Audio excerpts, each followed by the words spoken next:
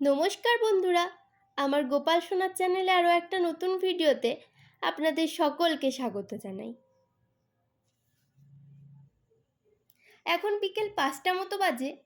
আমার ভগবানকে দর্শন করে আমি বেরিয়ে পড়ছি মামাবাড়ি যাওয়ার উদ্দেশ্যে, কারণ ওখানে আমার বাবা মা আয়োজন করেছেন আমার 9 মাসের স্বাদের অনুষ্ঠান।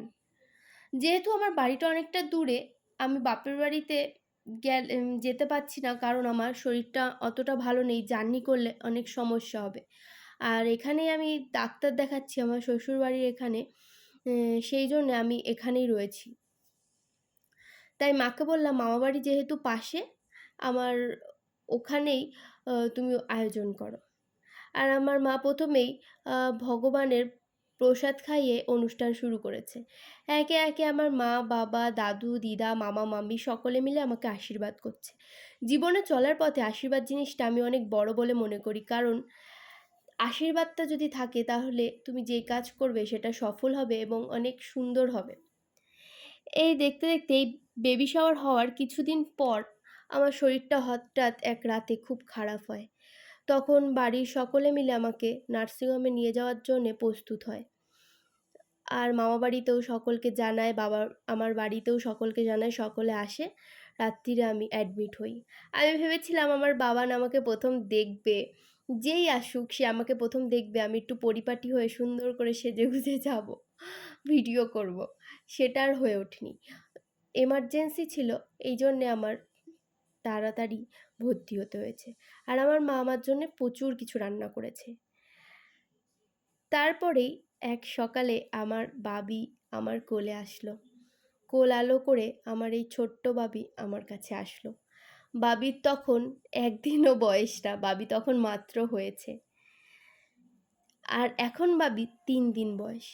সময় কি করে চলে যায়!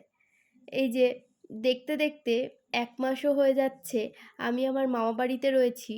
আমার মা আমাকে সব কিছু শিখিয়ে দিচ্ছে, বুঝিয়ে দিচ্ছে আমার বাবিকে আমি কী করে ধরবো। এইটুক ছোট্ট বাচ্চা ধরতে তো আমার ভয় লাগছিল, কিন্তু তাও মা ধরে আমার কোলে দিত। এইভাবে আমি নিতাম। আর সেখান থেকে আজকে বাবির বাড়ির থেকে সকলে এসেছে বাবিকে নিতে। একদিকে বাজনা বাজছে, এইভাবে বাবিকে নিতে এসেছে। প্রথমেই ভগবান শিব ঠাকুরকে দর্শন করে নমস্কার করে তারপর বাবি চলে গেল তার বাড়িতে। প্রথমেই ওর ঠাম্মি ওকে বরণ করে নিয়েছে।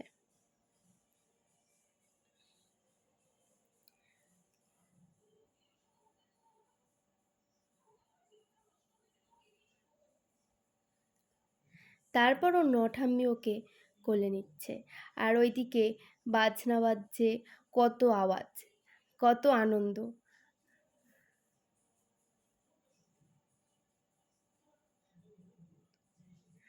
আপনারা সকলে আশীর্বাদ করবেন আমার বাবি যেন একটা ভালো মানুষ তৈরি হয়, এবং ও যেন সুস্থ থাকে, ভালো থাকে, ও সকল আশা যেন পূর্ণ হয়, বাবা মা সকল ইচ্ছে যেন, স্বপ্নগুলো যেন ও পূরণ করে, ও যেন একটা ভালো মানুষ হয়। বাবির দাদু বাবিকে আশীর্বাদ করলো।